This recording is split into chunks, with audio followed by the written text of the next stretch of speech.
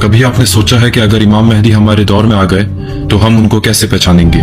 क्या वो सिर्फ मक्के में तशरीफ लाएंगे और मुसलमानों को मानना पड़ जाएगा कि वो मेहदी हैं, और वो भी बगैर निशानियां और सबूत के?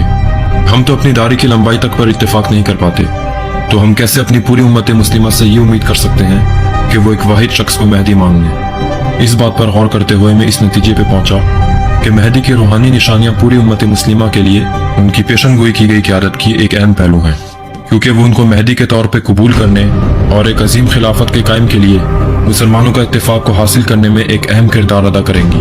अगर अल मेहदी से मुराद हिदायत याफ्ता है तो अल्लाह उनकी रहनुमाई कैसे कर रहा है और अल्लाह उनको एक रात में कैसे दुरुस्त करेगा?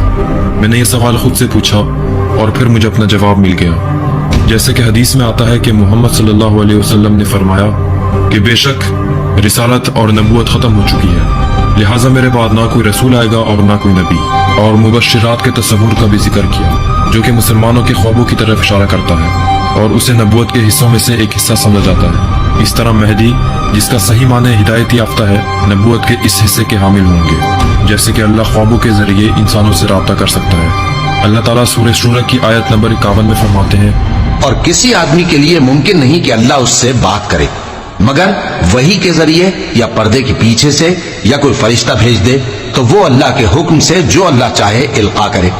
बेशक वो बुलंद बरतर है, हिकमत वाला है। पुरानी आयत इस बात की तस्दीक करती है कि अल्लाह अपने बंदों के साथ पर्दे के पीछे से बात कर सकता है, और जिसे उलमा ने इल्हाम या ख्वाब के तौर पर शिनाख्त किया है।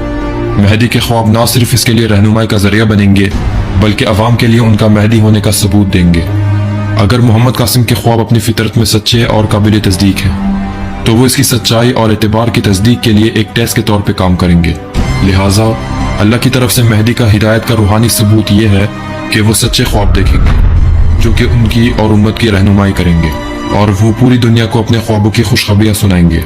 अगर ये ख्वाब सच्चे हो जाते हैं तो ये इस बात का मजबूत इशारा होगा कि कासिम वाकई अल्लाह की तरफ से हिदायत और हिमायत याफ्ता है। मैं ये बात भी शामिल करूंगा कि माजी के उलमा जैसे कि इब्न तैमिया, इमाम गज़ाली और इमाम नबवी ने कहा कि ख्वाब में अल्लाह से बात करना मुमकिन है।